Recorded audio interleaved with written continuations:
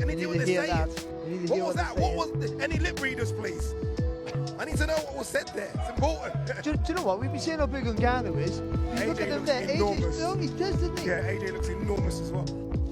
If you haven't already, please subscribe to my channel and enjoy the show.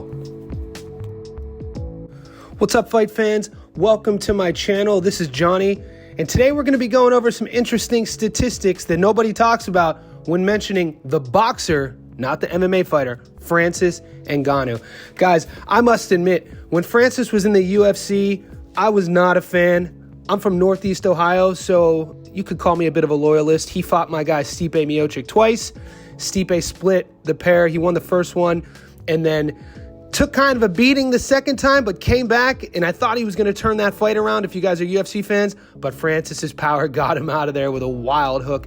And all that aside, a couple years have passed. He switches from the UFC, gets signed with the PFL, and all of a sudden now he is a professional boxer. Guys, it's not very often you have a pro boxer who's 0-1 and is ranked 33 in the world and getting multi-million-dollar fights tossed his way. We know Francis is fighting this weekend against none other than former unified world champion Anthony Joshua. And it seems from all the media and the press, the stress and the pressure is actually on Joshua. Francis is a fighter who has nothing to lose.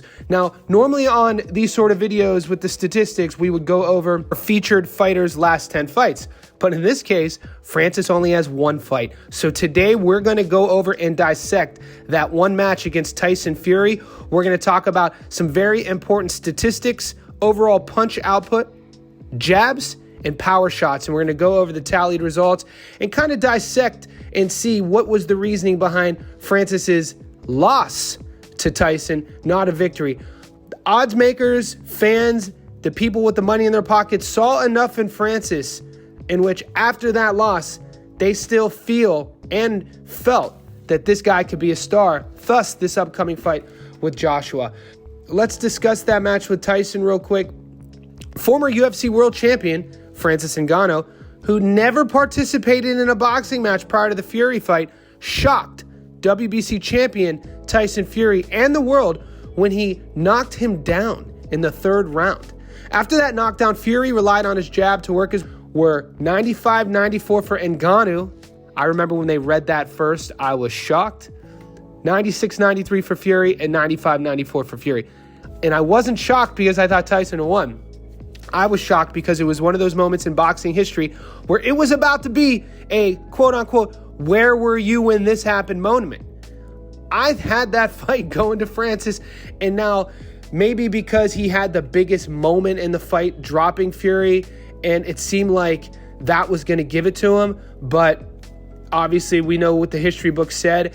The total punches landed overall, and this is what I was feeling towards the end. I felt Fury was busier, and he landed more, but shockingly enough, Francis threw more. Francis threw 231 punches compared to Tyson's 223, but Fury landed at a higher clip, 71 to Francis's 59, and Fury was at 32% total, and Francis was only at 26% total. But to think a guy who has never boxed before out-punching the puncher was pretty impressive.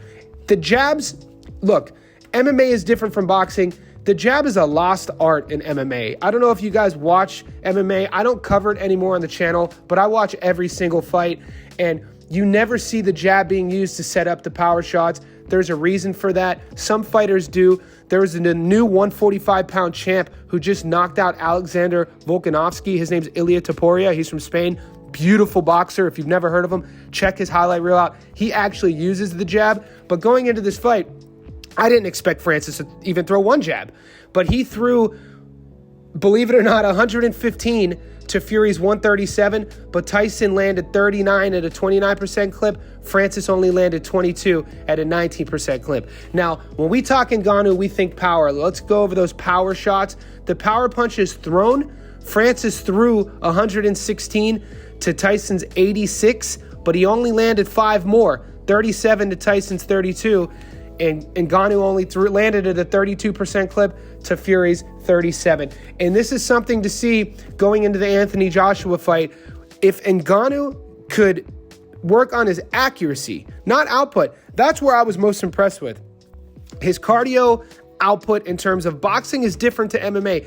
MMA is, there's different areas of the fight during the round that you can lean on each other, you can lay down, there's the octagon wall, there's the clinch, there's the grappling exchanges. In boxing, other than an 8 count, it's the constant 3 minutes of the flow. It's a different form of energy. If ever you've wrestled versus boxing, you would know what I'm talking about. So I was impressed with Francis's output, and you got to think that with the proper coaches, he's with Eric Nixick in Vegas, he's going to be working on that ever since the Tyson camp, and we could only imagine to see a better, more skilled, more polished Francis, even at age 37. So with the statistics aside, I'm not one to pick sides. I'm going to leave that up to you guys. We only have a few days. Who's winning this fight? Anthony Joshua or Francis Ngannou? Let me know in the comment section below. What was that? What was any lip readers, please? I need to know what was said there. It's important. Do you know what? We've been saying how big Ngannou is. You look at him there, AJ's, no, he does, doesn't he? Yeah, AJ looks enormous as well.